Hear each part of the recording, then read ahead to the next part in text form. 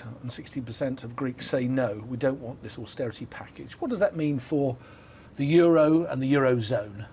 Well, first we have to realize that that was an initial reaction, and Greek political opinion is very volatile, as we've seen on TV many times. You know what happened in Athens. But if we are to consider the scenario of a no vote, Greece will declare bankruptcy immediately. They will default immediately. I can't see them staying within the euro.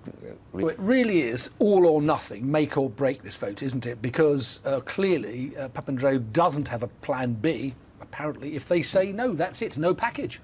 They said other things before the elections and they do other things now. And not only they do other things, opposite things, but they are leading our country to catastrophe. And that is something we won't tolerate. It's a matter of living or death for the people of my country. You have to understand that. And when the matter is living or death, no government can stop us, either today or tomorrow or 2 months later.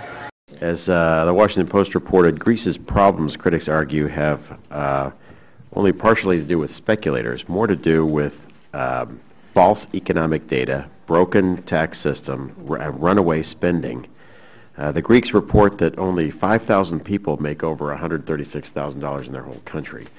I'm particularly concerned about the role of U.S. financial institutions, particularly Goldman Sachs, that as Greece got on the heroin of borrowed money, Goldman was the crack dealer and did not disclose these increasing liabilities to the EU financial system, to the IMF, or to the Fed. Now, Papandreou asked you for money and backing, but it would seem that not only should we very carefully review any request he has, but have you had any frank discussions with Goldman about their very questionable role in this?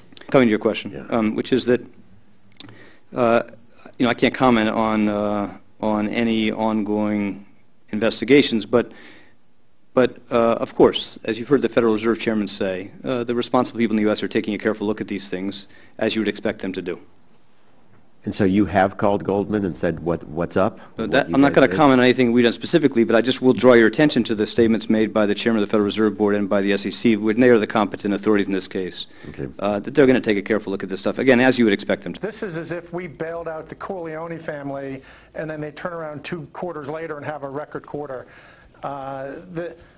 There's a writer at the Rolling Stone, Matthew Taibbi, who's written some of the best coverage of this financial calamity is from Matthew Taibbi at the Rolling Stone, and he has summarized this all in one sentence. This is rich bankers bailing out rich bankers on your credit card. That's the simple summary. Patrick, I don't know, I think you would agree with me that Wall Street owns our government. I mean, it is. Go ahead. Oh, absolutely. Economists have a term for it. It's called regulatory capture. Society sets up regulators to protect us from certain industries like Wall Street, but often those regulators come under the thumb of the industry, and then they're called a captured regulator.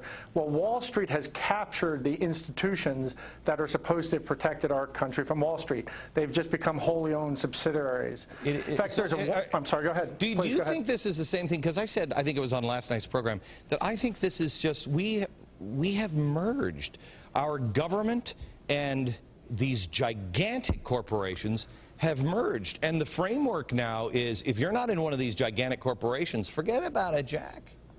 It's called an oligarchy. There's actually an economist at MIT named Simon Johnson, who was the chief economist of the IMF. He's been giving, and he's been giving some wonderful lectures on this, where he says this is just like the IMF. What we're facing in this country is like when the IMF went into Argentina, Indonesia, Russia.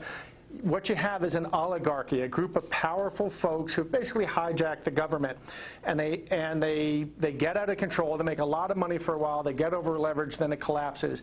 And he says his job at the IMF was to go into places like Indonesia, and they always end up with a new leader who's a bold, young visionary that everybody loves.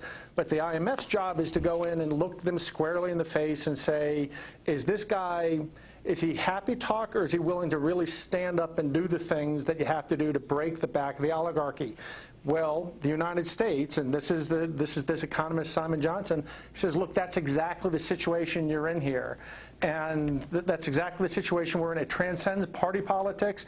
We have an oligarchy who has captured Washington, D.C., and they have just prevented, they manufactured this, not deliberately, it went much farther, but they manufactured the loopholes that let this happen, and they're doing everything they can do to keep those loopholes from being closed.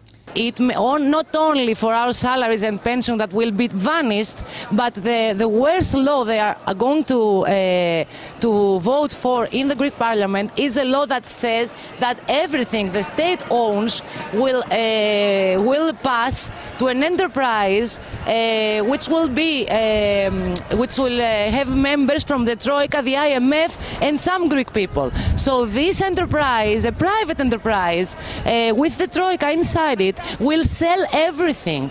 Will sell everything this country owns: hospitals, transportation, ports, land. Even our museums can be on sale. So this is the worst thing. We want, if this law passes, and if we don't stop this law, we won't be a state anymore.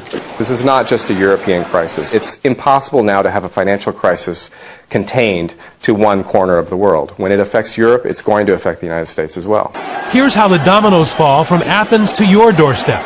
Much of the Greek debt is financed by 3 major French banks, and those banks spread the risk to American financial institutions, selling them insurance, and now U.S. banks are on the hook for tens of billions of dollars.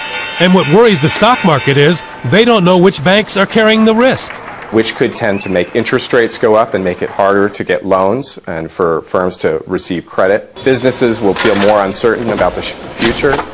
And may cut back on their hiring plans. Something they have not yet agreed to do, or else the Greeks will start defaulting on its loans and start that devastating chain reaction. Are they ultimately going to do it? Odds are they will. And the point is that we will continue demonstrating until our government gets the message, and not only our government, until the whole European Union governments get the message. And the message is that these politics don't get us out of the crisis. We want some other politics to be held on.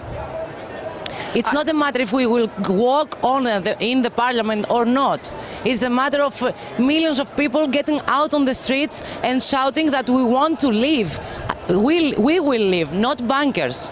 We are being spun in a web of lies, and we are caught up in this web. But don't worry. People will tell you over and over again, oh, we've survived worse. No, we haven't.